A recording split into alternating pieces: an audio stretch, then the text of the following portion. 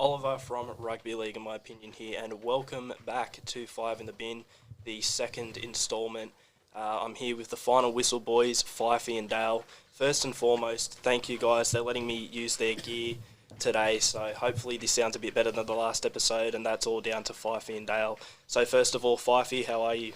Yeah, mate, doing great. Can't complain. Footy's on TV. Junior footy's back. I had my first training session 2.0 with the kids last night, so they'll be all sore today. It was 3.5k runs, combined over the hour, 80 sit-ups and a few Malcolms, and then a bit of ball work under fatigue. So the boys will be raring to go in about 30 odd days when it's competition. Yeah, so back into the pre-season training.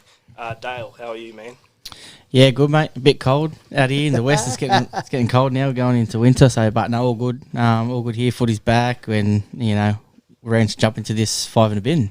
Yeah, well, just quickly on the Final Whistle, you guys are doing great recently. You've got a few sponsors coming on board. You've started your own radio show. Is it Suave FM? Yeah, Suave 999. Yeah, so let us know a bit about that. When are you guys on? What do you talk about?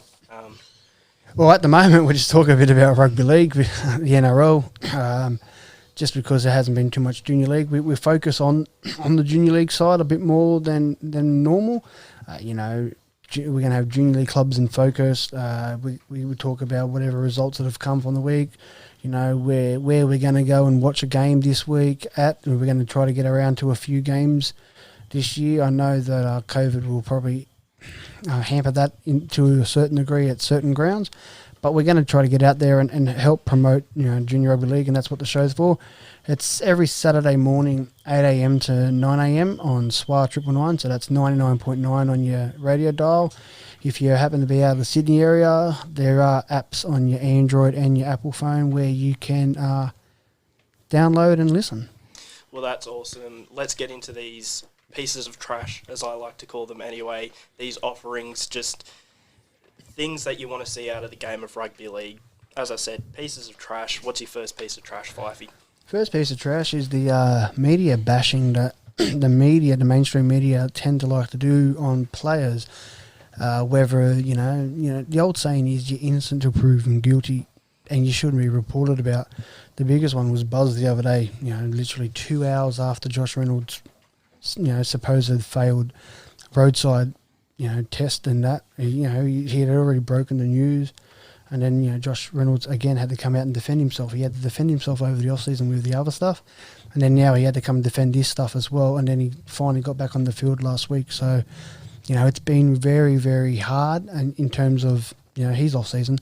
But just the media bashing altogether, it's got to have a point to die down. Yeah, okay, it might sell papers. But at the end of the day, you're ruining a product that's founded on players, and then you guys rely on players to talk to you to give you information. So I tend to find that a lot of the players now are starting to warm up to, pages like yourself and our page to be able to talk freely and know that we're not gonna bash it, because we need them more than they need us, because they've got the mainstream media. Yeah, definitely.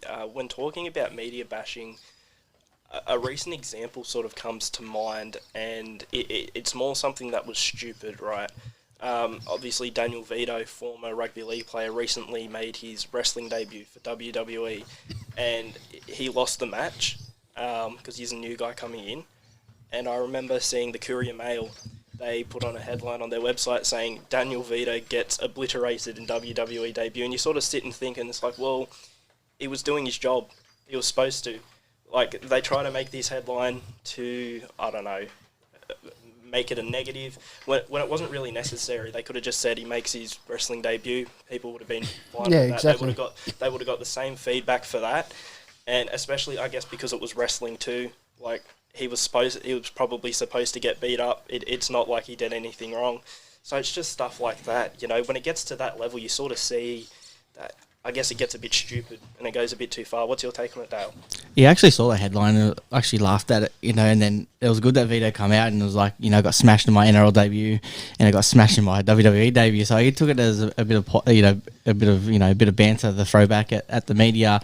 But, going back to what Fyfie said, Josh Reynolds is, he's had it tough, you know what I mean? And everyone was, 90% of people were like, they saw him blowing up at the misses, but they didn't understand the reason behind that. They're going through a few miscarriages and all that lying, all the manipulation, and flogging all that money and whatnot. So, and then he did fail the drug test, but it was wrong. You know what I mean, on the roadside, and when you go back and you do all your blood tests and do it again, like.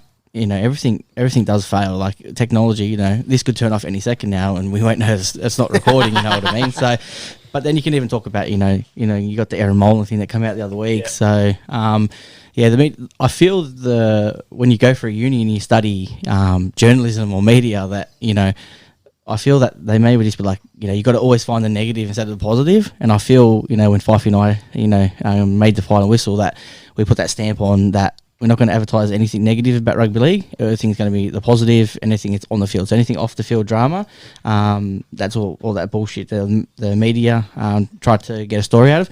We just stay away from it. We talk about off field stuff. That's a positive for the game only. And I feel we're one of the only platforms that do that. And just before we do go on, the Daniel Vito, he's going to have the last laugh. What's an average rugby league span for a career for a rugby league player? About 12, 13 years, unless you're someone like Cameron Smith who just keeps being the curious case of Benjamin Button. Wrestler, they can go because it's scripted. Yes, there is contact in the body and the hits are real, but theoretically he can, if he can get the entertainment part over the acting part, sell his role, he can be around to 65, 70, earning that 250k a year. He'll have the last laugh over all these people who said, you've gone to do wrestling, it's fake, it's this. Well, it's money. As long as there's money coming in, it's something that's real. And with wrestling as well, it's not just being a wrestler. There's so many other avenues you can go down, production, etc., commentary, I guess. So there's, a wide range where he could expand his career there. And you know what? At the moment, he is probably on that 250k, and he's just coming in. Let's say he does become a bigger star, he'll be making more than any NRL player. So, he will likely have the last laugh, and I guess it'll be funny to see if he ever does make it big, wins a title or whatever, how the media over here will react to that then. Exactly right. Ric Flair, 60, 70, he's still going at it, so why not? Yeah, he gets wheeled out in a wheelchair now. He's hanging out with all the rappers, isn't he? They're making songs about him. He's wearing all the bling. Someone showed me at work the other day on YouTube. I was laughing. But even back to Daniel Vito, people probably don't understand that, he's going from training with 20, 30 players, coaching staff, to training by himself, you know what I mean? So put in your hard yards, yourself, you get motivated because the players around you, but then when you have to run on a treadmill by yourself or in the gym pump and iron, the motivation level is not really there, you know what I mean?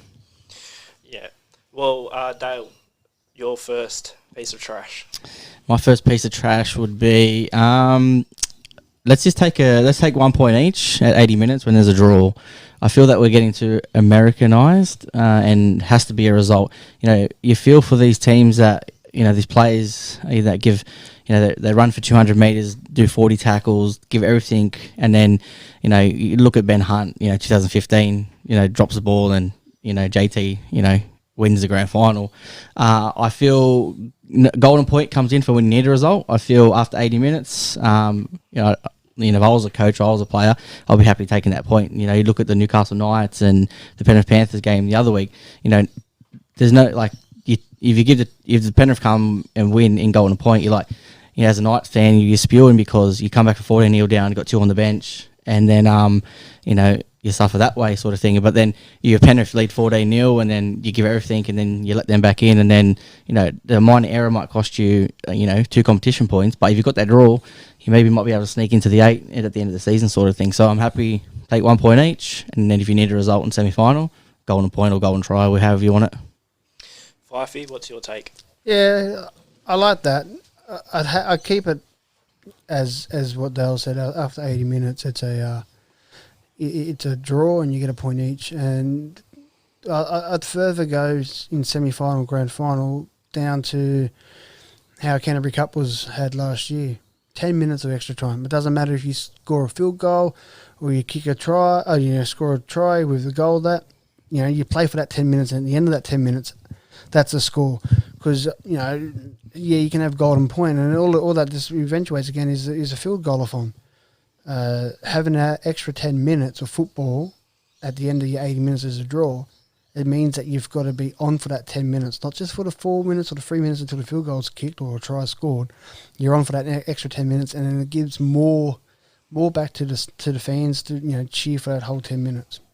Yeah, I guess my take sort of is I don't mind how it currently is with Golden Point, but I wouldn't mind if it was gone. I'm sort of indifferent to it, as in it's not necessary to have a Golden Point during the regular season. But if they do have it and we get a result, I'm fine with it. But I wouldn't mind either way. So you know what? Golden Point, it's in the trash. Anything else to add on that one? No, I think West Tigers have got the worst result, or the Bulldogs. You look back, West Tigers finished 9th 4 years in a row, something 3 years in a row. And, either you get an extra 3 points. They're in the 8 last year. Yep. They finished 1 point outside the 8. No, 2 points outside the 8. So if you get those 3 points, you finish 1 point inside the 8. So it's with all this 6 again rule coming in and the fatigue in the game. They're talking about going from 10 interchange down to 8, and all they're pretty strict now with the HIA sort of thing. We don't need more player burnout. So you can imagine if you go for the Knights, and if they went Golden Point again the next week, that's 2 90-minute games in a row, and play fatigue, and you already had injuries and so to speak. And speaking about a lot of soft tissue injuries are big thing now in the game too.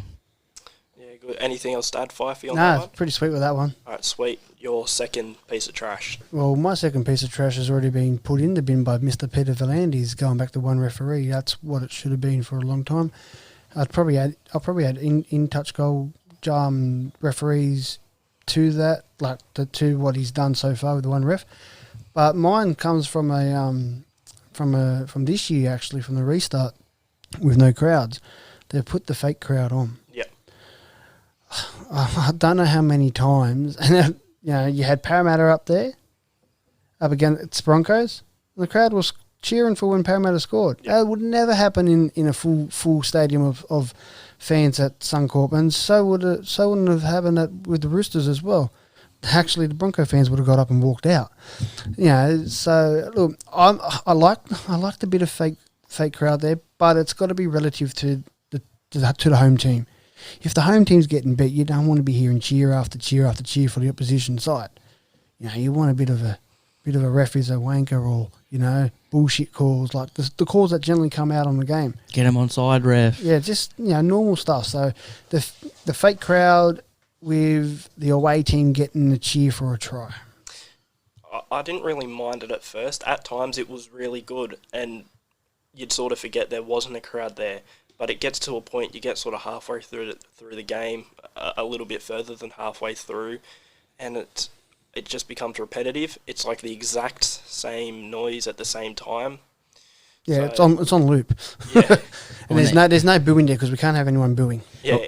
Oh, when they put the bomb up, they've already caught the ball, and it's as he's going to drop it, but he's already ran 10 metres before they get that right, you know what I mean? Yeah, well, with the crowd slowly coming back, I believe it's the start of July, in stadiums under 40,000, we can have a quarter full. So hopefully, we'll be back to hearing some natural... Yeah, so that's July 3rd. That actual game is the Raiders and Dragons at Campbelltown Stadium, Friday 6 p.m. And then you will have the Bankwest, I think it's Parramatta. I think Parramatta's got it'll be either Parramatta or Tigers at Bankwest on the Friday at 7:45 or 7:55. So they're your two games that will be, back to crowds, and 40,000, up to 10,000 depending on your crowd. Campbelltown Stadium has a capacity of 20,000, so you'd be able to get 5,000 into there. So 5,000 at Campbelltown Stadium will sound really, really good, because then you're going to be spaced out as well. So there'll be people on the hill, people in the other grandstands. I don't think there'll be many people allowed in the grandstands on the side where the players are at, just due to the COVID thing. They'll probably have everyone on the other side where the TV cameras will focus on. One good thing I think about the crowds being spread out too is that usually we see in games with smaller crowds, for example at an ANZ stadium, they're usually all on that same side. It's not usually spread, so I guess the atmosphere is sort of just coming from that one place. With the crowd sort of spread around everywhere, you get a more holistic, a more full atmosphere, I guess you could say. What's your thoughts on it, Dale? Well, it'll be interesting now that ANZ's not going to be redone, and Bulldogs and South might be able to go out play there 80,000, be able to put 20,000 in. But the only issue I got with that is, you look at the Broncos, they got 40,000 seater. You only put 10,000 in. They got 30,000 members. So how do you divide 10,000 tickets to 30,000 members? You know what I mean? So you do a ballot like most clubs are doing now, but again, this is only in New South Wales. Victoria and Queensland premiers haven't given their approval for crowds to return to stadiums, and quite frankly, I wouldn't want anyone out in Melbourne at the moment. That seems to be slowly sparking up a second wave of a bit of COVID down there. There's been a few cases that have obviously come out of the march they had down there a couple of weeks ago, and there's a few other schools that are starting to get them. Don't ask me how they're getting them, but especially when, we were corona-free for a whole day or two nationwide a couple of weeks ago, 10 days ago. So I still don't know how these are getting in. So, well, if we're going to let fans in, whereas the issue is Bank West and ANZ Stadium, you're going to get the most value for money. I think you get 10,000 in Bank West, and then you'll get 20,000 in ANZ. So utilise them between all the Sydney teams, and being able the clubs to make some money back and give back to their members as well. Well, until round 9, it's still those same 6 stadiums that they have chosen. So, until round 9, it is, everyone's travelling to Campbelltown, everyone's travelling to Bank West. The thing that I'm starting to see on the fields, especially at Campbelltown and also at Central Coast, is that the field's getting a bit choppy. So getting back to the crowd, fake crowd needs to either go all together, or the people that are running it need to make it more stimulated to the home team. If your home team's losing, you don't want to hear cheering. You want to hear a bit of booing. Yeah, definitely. Anything else to add, boys? We good with that one? Oh yeah, the referees are loving it though. They're not getting any refs a wanker call, no booing at half time when they're coming up the tunnel. So yeah, the refs are loving this fake crowd. Dale, your second piece of trash. The new stripping rule, particularly don't like. You're talking about fatigue, and you're talking about, people trying to get up for a quick play the ball, dominant tackle, surrender, blah, blah, blah. I feel, that's the last thing on their mind. Fyfie's probably going to disagree with me here, but, you got a big fella like, say, Jason Taumalolo, you got 2 around your legs, people jump on the top of your head, and then you got one guy, and they go, all jump off, I've got the ball, and then to rake it sort of thing. So I feel we just go back to the old one person in, and then you can do it as soon as the second person comes in, and then that's it for me. Yeah, Fyfie? Yeah, it's a shady area. Canberra have manufactured it properly. Josh Hodgson and Jack White, and they've manufactured that pretty well. But just getting onto your Taumalolo, good luck to anyone that can get the ball out of his hands. He's got a monster hand and a monster arm as well. So, good luck to getting that off there. But I'm the old school. One-on-one rakes are one-on-one rakes. It's one person in, rip, go. Not this second, third, fourth person in. It's becoming too much. But what I've noticed, though, in the new form of the game with the 6 again, is there's not that many 3 in anymore. Melbourne try to do it, and they get penalised big time. So, to me, it's the old way, like you said, mate. One-on-one, anyone that's in there, see you later. The one-on-one strip cost, Broncos the match last week too. So, one fall off and he ripped it, but he already caught held. So it just takes out that whole thing out of the game as well. That I know, did he call held before he stripped it, or did he strip it after it? Just takes it out from me. But with all this, when you're carrying that ball, everyone's like, you got to have better, got to better control. You got to own that ball. But when you got all these, people taking your legs and all that, and you're worried about getting on my stomach to get a quick play of the ball, and then maybe getting a 6 again. So I feel, we just need to scrap that altogether, in my opinion, and just go back to one-on-one traditional strips. Yeah. So do you guys believe, I guess, that once there's 2 players in the tackle, you can't fall off and strip the ball? Yes. From then on, it is a 2-player tackle and you can't strip the ball. Correct. Exactly right. No, especially now that they're pushing to have the interchange reduced to 6, which would almost bring back that replacement rule from the 80s and 90s. Players are going to get tired anyway. So towards the later part of the game, they're going to be not carrying that ball properly, which will bring up your old one-on-one rakes. So, bringing in people in to slow him up, and then, have a cheeky little Josh Hodgson holding onto the ball and just, his little English voice, yeah, right, I'll get off. You know, it's just stupid. One-on-ones for me. 100%.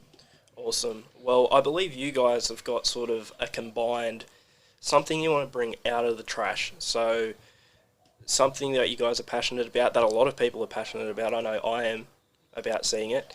So I don't know. I guess we're taking this out of the trash, and it's a combined selection, I guess you could say. We're taking it out of the trash that Todd Greenberg put it in and keeps putting it in there because he doesn't want to talk about it. And that's expansion. Expansion. So, Fyfie, would you like to let us know a little bit about that? Yeah, so obviously the game's growing. We've got 16 teams as it is now. The talk is that they want to expand. They want to go into Queensland.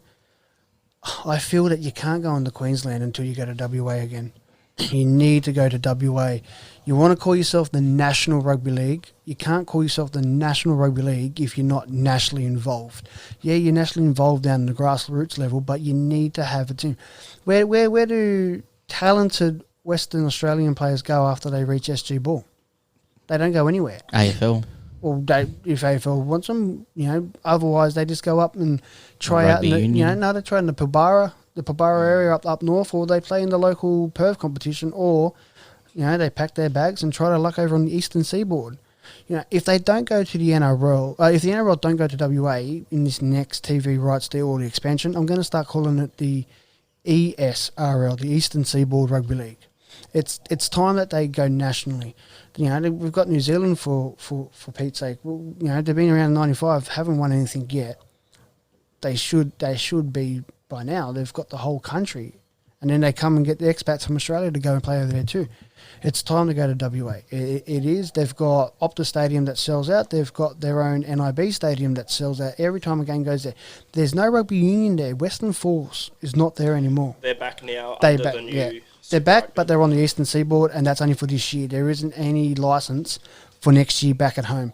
So now is the time to get into WA for me.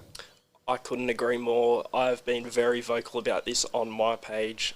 A second Brisbane team, I get it in terms of viewership. But maybe Brisbane Broncos won't have every Thursday, Friday night. They might have to play a Saturday or a Sunday. It'll be a big shock to the system.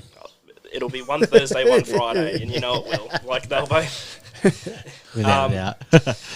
But anyway, with this Perth team, I think it just makes sense, right? So if we look over the past few years, round 1 2018, I believe there was a double header there. I can't specifically remember the teams at Optus Stadium. I know South were one of them. Yeah. South versus Warriors. South and Warriors, and then I think maybe Storm Bulldogs. Yes, Bulldogs were. Yeah, so those are the 4 teams. Yeah.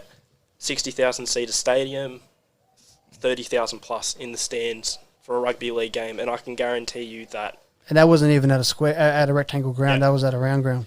And you know what? I'd say majority of those people would have been locals. I can't see 30,000 people travelling over to there. State of Origin sold out. There would be a few more people travelling over, but you can't say that there was no locals there from Perth.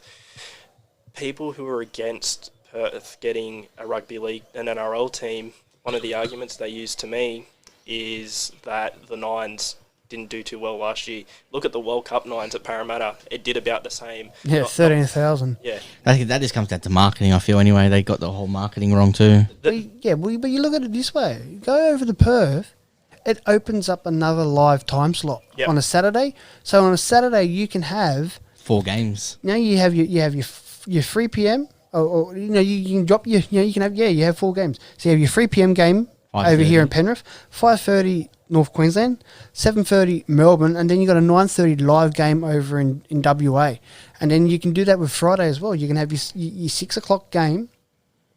Can be over this side over here, and then you can have your 8 o'clock game being the Perth, but at 6 o'clock over there as well. Yep. So. The in terms of the TV rights, they reckon the logistic nightmare of it is because it's that far over. I call bullshit on that. I just believe they don't want to go there. It's the fastest growing junior rugby league nursery in all of Australia. I believe it was in 2018 I saw a statistic in it was either Perth itself or WA, there was a 17% growth in that 1 year period in terms of participation in grassroots rugby league. That was a bigger jump than anywhere else, bigger than New South Wales, bigger than Queensland, bigger than anywhere else in the country. And I believe I heard it probably about a year ago. I can't quote exactly who. It was one of the analysts or someone. They were saying how right now Perth is currently, in terms of their junior base, in a better situation than what Melbourne was when the Storm came in 98. So if you look at it that way, and Melbourne could make it work, you got to think we do need a WA team. Don't forget Melbourne playing in AFL territory too. So I feel like and they've won they won premiership year 2 that they came in, and then arguably they've won 4 or 5 premierships. You take off the ones that they got stripped, sort of thing, and their market was quite challengeable too, and it took them forever to get a rugby league stadium too. Yeah, so NRLWA Junior Rugby League chairman over there, Tony Crow's been doing a lot of work. He's actually, he likes our page too. Ellenbrook Rabbitohs, so that was one of the local teams over there that we plucked out for our junior league battle. They made the grand final. Yep. That post there reached about 70,000 people, and it came down to the hundreds of votes. There was 1,500 response from there, and the whole WA got behind it. He posted it up there. There was companies over there. The one thing we haven't even spoken about here is the marketing, the sponsorship that they could tap into over there.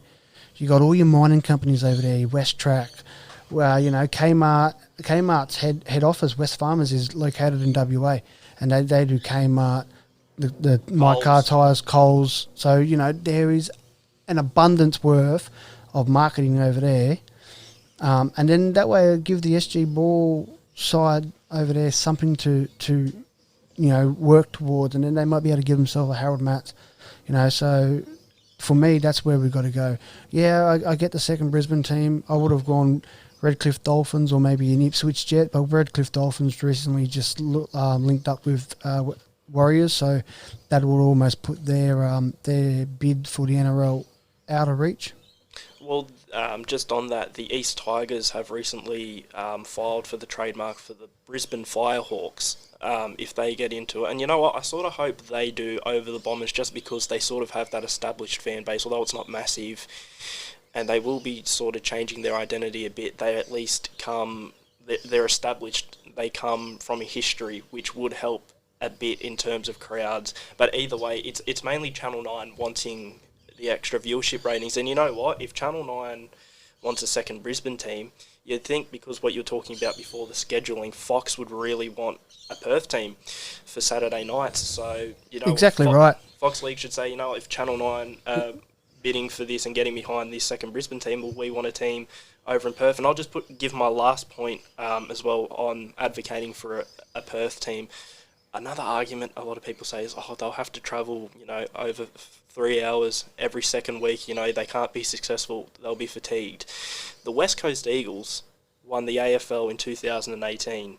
The Perth Glory won the Premier's Plate, which is finishing first in the A-League in 2019. So I don't want to hear the BBL, the Big Bash League. Scorchers. They've done it 2 or 3 years in a row. Yeah, they won it. And you think about the NSL, Perth Glory have won the most titles in NSL too. So, and they would have to travel to Sydney all the time to play too. So and the Warriors, they've been 2 grand finals as well, and they're probably unlucky in one of them. And they'll probably got outplayed by Manly. But against the Roosters, they'll win that until Freddie Fittler got smashed, and then they just lifted from there. But for me, Perth is a no-brainer. But if you're going to bring in one team, I feel you got to bring in 2, only for the fact that no one wants to buy. And the players will probably want to buy. But for me, how good would we have 20 teams and then 18 teams? Sorry, and 18 teams, 9 games. 9 games, and then then Brisbane makes sense. But where do you go into Brisbane? If you go into what you said, East Tigers, at least they can have a Q Cup team as well. So they have all their fringe players can still play as well. So if we go to Perth, then you've got to worry about that too. But you've got massive squads too. And if you bring in, Ron Massey and Shield and have it we have it out here, it's a no-brainer. It's growing 18%. So I don't feel Brisbane Bombers are the thing because they're going to play at a Suncorp anyway, aren't they? So, and I think like maybe not Bombers because there's Bombers in the AFL too. I was just about to say that I prefer a Firehawk over a Bomber because who wants another AFL name running around? Yeah. So and then obviously I like if it was going to go in Brisbane, you would have went to Redcliffe Dolphins, but now they've got the relationship with the Warriors. I feel they may have felt that they probably won't get that bid joining with that too. So it probably, the market's pretty down too. And they just had a $15 million stadium rebuilt too. So it made sense to go there.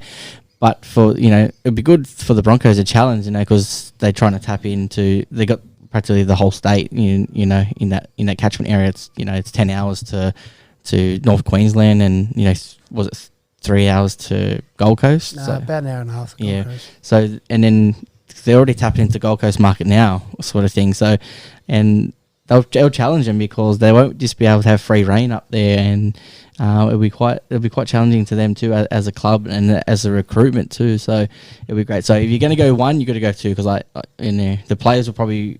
Some players will probably want to buy, and some players probably won't want to buy. And you're coming to play fatigue, then or I might say, we'll start with Brisbane now, argument's sake, because the stadium's there is established and blah blah blah. They'll probably do that, and Channel 9 will want to get their way, sort of thing. But and then maybe Perth might want that to happen first, and then see what they went through, and then better themselves into developing an NRL side. So I feel they come in, they can't jump off the back of Brisbane Broncos. I feel where they need to go to in Perth is to have the structures around of what Melbourne Storm did. Yeah, they'll have to, and sort of that. I believe when Melbourne came in, I forget who said it, but they said if we're going to put a team in Melbourne, they have to be successful pretty much straight away. So they gave them extra resources. I believe they even gave them extra cap space or something like that, more money to bring in players. So you know what? They may have to do that with Perth at first as well. But, you look at Melbourne now, I believe that they average the third or fourth highest average crowds to a home game each week. So hopefully we can end up, if that's the result for Perth, then I'm happy for that. Is there anything else you guys want to add on the whole expansion Perth topic? A lot of experts are saying stuff about the player pools too thing. I disagree. There is that many great talent running around in Q Cup, New South Wales Cup, that even in bush footy, there are some players out in bush footy that could still easily play NRL. So, for all those experts out there, just say that the player pool's lean, I say to you is wake up and go watch a bit of football out the park. How good would it be, were they going to be named Perth? What's the names we're trying to probably Perth Reds again, or Western Reds. West Coast Pirates, I believe. So the under-18s are called West Coast Pirates, so you could have that as well. We could go back to a daytime grand final as well. We've played over in Perth, 100,000 stadium. You know what I mean? Piss Brisbane off, go from Sydney to Perth and then back to Sydney again. Yeah, we can always piss the Queenslanders off. It's not that hard. All right. Well, boys, thank you for this. Thanks for jumping on. Thanks for having me here and letting me use your Roadcaster. Yeah, hopefully you guys listening at home, it sounds a lot better than last week, but we'll be back to usual next week. So, but yeah, again, thank you. Fyfie, do you want to plug the socials for me? Yeah, so you can hit us up at the Final Whistle Rugby League on Facebook. Our Instagram is Final Whistle _RL. You can also email us if you've got any questions at thefinalwhistlerl@hotmail.com. And Dale, I believe you guys have recently brought on a couple of sponsors. Would you like to give them a shout? Yeah, so continuous support from day one would be, HQ Services, electrical and aircon, as well as penis dumpers. If you ever need your electrical aircon fixed, just call them. Penis dumpers, they do all the skip bins if you're doing stuff around the yard or on a construction site from then on in. And just recently we just had Sonali jump on to do up some merch and linking forces with them and hoping that promoting their page, that more junior rugby league clubs jump on and use them as their as their kit supply sort of thing. And then most recently we have the sports medals. So any junior rugby league clubs out there that you want to get their medals or inter-season trophies, so to speak, this jump on sports medals. You'll see them advertising and us advertising on their page, and I think it's free shipping if you use the hashtag TFW20 and over $45 worth of medals brought. So yeah, it's all about junior rugby league for us. So if they can get free shipping or 10% off, or go across to Sonali, and Damien out there will hook you up with some great deals. He does a lot with all sports. We were out there. We were lucky enough to see the factory last week and how production is produced, and he's a really good fella, and he'll help out anyone who reaches out to him too. Okay, well, Fyfie, Dale, thank you. That was the final whistle, boys, here on 5 in the Bin, and thank you very much for listening. I'll see you next week.